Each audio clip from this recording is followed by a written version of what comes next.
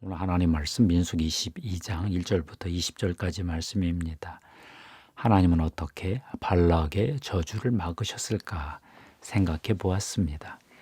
세상을 살다 보면 저주의 소리가 들리지요. 빌어먹어라, 나가 죽어라, 어디 잘 되나 두고 보자. 온갖 저주의 말이 있습니다. 이 저주의 말이 효과가 있을까요? 인간의 세계에서는 심리적 분노의 표현이지요. 화가 나서 저러는구나 하고 말지요. 그런데 영의 세계에서는 사정이 좀 다릅니다. 잠언 26장 2절에 까닭 없는 저주는 참새가 떠도는 것과 제비가 날아가는 것 같이 이루어지지 아니하느니라 했지요. 까닭이 있는 저주도 있다는 건데요. 예전에 TV 사극에서 장희빈이 저주의 그 사수를 쓰는 장면을 본 적이 있습니다. 아프리카에서 복음 전도자가 오면 무당들이 집단으로 저주의 사술로 공격한다고 하지요. 오늘 성경 말씀을 보면 가나안 땅을 향해 진군하는 이스라엘이 저주의 사수를 받을 위기에 처했습니다. 이스라엘이 요단 동편에 강국 아모리족과 바산족과 싸워 이겼습니다. 동쪽 지역이 난리가 났습니다. 이스라엘이 생각보다 강했습니다. 이스라엘이 모압 평지에 진을 쳤더니 모압 왕 발락이 아주 경악을 했습니다. 정상적으로는 싸워서 이길 수 없다고 판단했습니다. 다른 전략을 추구했습니다. 이스라엘을 저주해 놓고 공격해 보기로 했습니다. 그 지역 일대에서 저주의 능력이 가장 강한 사람을 찾았습니다. 메소포타미아 지역의 부돌, 그 발람이라는 사람이 살고 있었는데요. 그가 복을 빌면 복을 받고 그가 저주하면 저주를 받는다 하는 소문이 자자했습니다. 발락이 모압 장로 미디안 장로들에게 큰 돈을 주어 메시지를 보냈습니다. 와서 나를 위해 이스라엘 그들을 저주해 주시오. 그러면 내가 그들을 무찔러 내 땅에서 몰아낼 수 있을 것입니다. 당신이 축복하는 자는 복을 받고 당신이 저주하는 자는 저주받는 줄을 내가 알고 있습니다. 이스라엘이 저주의 사술에 걸릴 위험에 처했습니다. 밤에 하나님이 발람에게 나타나셨습니다. 함께 가지 마라 하셨습니다. 하나님이 발람에게 이르시되 너는 그들과 함께 가지도 말고 이스라엘 그 백성을 저주하지도 말라. 그들은 복을 받은 자들이니라. 민수기 22장 12절이지요. 모압 왕 발락이 더 큰 조건을 내걸었습니다. 더 높은 고관들을 더 많이 보내고 더 많은 복채를 보냈습니다. 나에게 오는 것을 꺼려하지 마시온. 내가 당신에게 충분히 살해하고 또 당신이 무슨 말을 해도 다 들어주겠소. 그러니 제발 와서 나를 위해 이 백성을 저주해 주시오. 민수기 22장 16절 17절입니다. 발람은 이 제안을 단호하게 거절하지 못했습니다. 마음이 흔들렸습니다. 밤에 하나님이 다시 발람에게 나타나셨습니다. 그 사람들이 너를 부르러 왔거든. 일어나 함께 가라. 그러나 내가 네게 이르는 말만 준행할지니라. 22장 20절입니다. 이스라엘의 위기가 깊어지고 있습니다. 저주의 능력이 있는 발람이 모압과 이스라엘 진영을 향해 움직였습니다. 이제 어찌 되는 것일까요? 하나님이 급하게 움직이셨습니다. 하나님은 여호와의 사자를 급파하시고 나귀까지 동원하셨습니다. 나귀의 눈이 열렸습니다. 여호와의 사자의 칼을 보았습니다. 피했습니다. 발람이 자기를 때리자 주인 발람에게 말을 했습니다. 여호와의 사자가 발람에게 모습을 드러냈습니다. 보라, 내 앞에서 네 길이 사악함으로 내가 너를 막으려고 나왔더니 나귀가 나를 보고 이같이 3번을 돌이켜 내 앞에서 피하였느니라. 나귀가 만일 돌이켜 나를 피하지 아니하였다면 내가 벌써 너를 죽이고 나귀는 살렸으리라.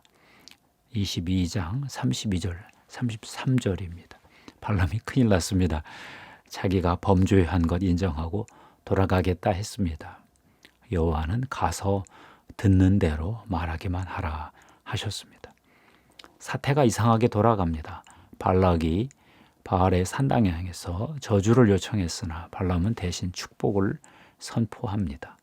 하나님의 말씀이 발락에게 임했습니다. 이 백성은 홀로 살 것이라 그를 여러 민족 중에 하나로 여기지 않으리로다. 야곱의 티끌을 누가 능히 세며 이스라엘 4분의 1을 누가 능히 셀고. 민수기 22장 9절 10절이지요. 두 번째 예언이 임했습니다. 야곱의 허물을 보지 아니하시며 이스라엘의 반역을 보지 아니하시는도다. 여호와 그들의 하나님이 그들과 함께 계시니 왕을 부르는 소리가 그 중에 있도다. 23장 21절입니다.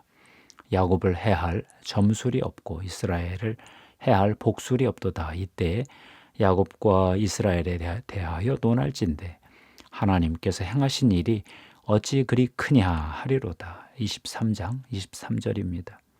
부울산 꼭대기에서 세 번째 예언이 임했습니다. 야곱이여 네 장막들이 이스라엘이여 네 거처들이 어찌 그리 아름다운고. 그 벌어짐이 골짜기 같고 강가의 동산 같으며 여호와께서 심으신 침향목을 같고 물가의 백향목들 같도다. 그 물통에서는 물이 넘치겠고 그 씨는 많은 물가에 있으리로다.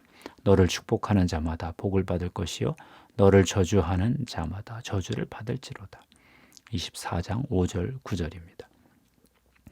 더 강한 축복이 쏟아져 나왔습니다. 발락이 진노하여 도망가라 하고 소리질렀습니다. 발람은 모압 주위 족속들의 멸망을 예언하고 자기 고향으로 돌아갔습니다. 놀라운 일입니다. 하나님이 발락의 저주를 축복으로 바꾸셨지요. 이스라엘은 이런 일이 일어나고 있는 줄이나 알았을까요? 아마 몰랐겠지요. 이스라엘은 하나님의 개입으로 저주가 아니라 축복을 받게 되었습니다. 하나님의 선택과 부르심 때문입니다. 하나님은 이스라엘 백성에게 하나님의 축복의 삶의 그 법 질서를 이미 세워주셨지요. 십계명, 언약법, 제사법들을 주셨습니다. 하나님의 율법이 정치, 경제, 사회, 가정에 작용하도록 설계해 두셨습니다. 하나님은 장차 이스라엘이 율법을 지켜 복을 받는 제사장 나라가 되도록 미리 계획해 두셨습니다. 하나님은 발락의 저주를 발람의 축복으로 바꾸셨습니다. 마찬가지로 하나님은 사탄의 저주를 예수 그리스도의 축복으로 바꾸셨습니다. 예수 그리스도는 십자가에서 우리 인류를 대신하여 저주를 받으셨지요. 그리스도께서 우리를 위하여 저주를 받은 바 되사 율법의 저주에서 우리를 속량하셨으니 기록된 바 나무에 달린 자마다 저주 아래에 있는 자라 하였음이라. 갈라디아서 3장 13절이지요. 그리고 축복의 길을 여셨습니다. 이는 그리스도 예수 안에서 아브라함의 복이 이방인에게 미치게 하고 또 우리로 하여금 믿음으로 말미암아 성령의 약속을 받게 하려 함이라. 갈라디아서 3장 14절입니다. 바울이 본 그대로입니다. 예수님은 우리의 저주를 대신 받고 축복을 여셨습니다. 어둠의 나라의 저주에서 벗어나 빛의 나라, 하나님 나라의 축복을 받게 하셨습니다. 우리로 하나님의 말씀을 따라 하나님 나라의 통치를 받으며 복된 삶을 살 수 있는 길을 여셨습니다. 그러나 하나님의 축복은 선택만으로 오지는 않습니다. 부르심 받은 영역에서 하나님 나라의 원리를 발견하고 하나님 나라 원리를 실천해야 축복이 옵니다. 예수 그리스도 안에서 성령의 능력을 통하여 율법을 이루는 삶을 살고 하나님의 원리대로 준행할 때 축복을 받습니다. 그렇게 받은 축복으로 이웃에게 축복을 공유하고 나눠주면서 하나님 나라로 초청하라는 뜻으로 주신 거지요. 하나님 나라는 그렇게 축복을 따라 계속 이어져 가고 있습니다. 최근 썬데이 아델라자 목사의 책을 읽었습니다. 오렌지 혁명, 하나님 나라가 이끄는 삶, 부의 5가지 원천이라는 책이었습니다. 1967년 나이지리아에서 태어났습니다. 아버지 어머니 없이 할머니의 도움으로 가난하게 자랐습니다. 18세 때 고등학교를 마치고 고향을 떠났습니다. 1986년 19세 때 장학금을 신청하고 기다리며 공장에서 일하고 있던 중 텔레비전에서 복음을 듣고 회심했습니다. 6개월 후 소련으로 유학을 떠났습니다. 민스크 벨라루스에서 언론학 저널리즘을 공부했습니다. 아프리카 유학생들이 만든 지하 교회에서 기도하고 말씀 읽으며 하나님을 깊이 만났습니다. 1992년 6년 동안 저널리즘 석사 학위를 받았습니다. 1993년 우크라이나 키예프 방송국에서 기자 생활을 시작했는데 교회를 세우라 하는 음성을 들었습니다. 1994년 공식적으로 교회를 개척했는데 그 이름이 나중에 하나님의 대사교회로 바뀌었습니다. 우크라이나 나라 전체를 위해 하나님 나라 사역을 펼치게 되었습니다. 무신론 정부 우크라이나 정교회의 질시와 박해 속에서 유럽에서 가장 큰 개신교 은사 중심의 교회를 세웠습니다. 2만 5천 명 교인이 모였고요. 3,000개 시민단체를 세워 사회 모든 영역에서 하나님 나라 원리를 실천해서 200만 명을 예수님께 인도했습니다. 가장 충격을 받은 내용은 이런 메시지였는데요. 하나님께 기도한다고 축복이 오는 건 아니다. 하나님이 세우신 하나님 나라 원리를 발견해서 삶의 모든 영역에서 실천할 때 축복이 온다. 놀라운 메시지였습니다. 하나님 나라의 원리를 성경에서 찾아라. 그리고 실천하라.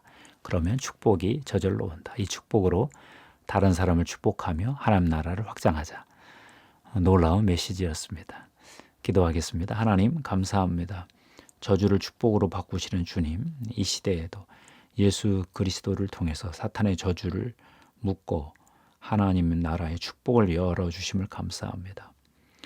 저절로 하늘에서 뚝 떨어지는 축복이 아니라 하나님 나라의 법을 실천해서 하나님 나라의 원리를 실행하여 받는 복을 원합니다. 예수 그리스도 안에서 성령의 능력으로 율법이 이루어지며 하나님의 원리가 하나님의 법이 질서가 이루어져서 받을 축복을 사모합니다. 하나님 우리에게 예수 그리스도의 보혈의 피를 덮어 주시옵소서. 성령님 축복의 기름 부음으로 함께 하시옵소서.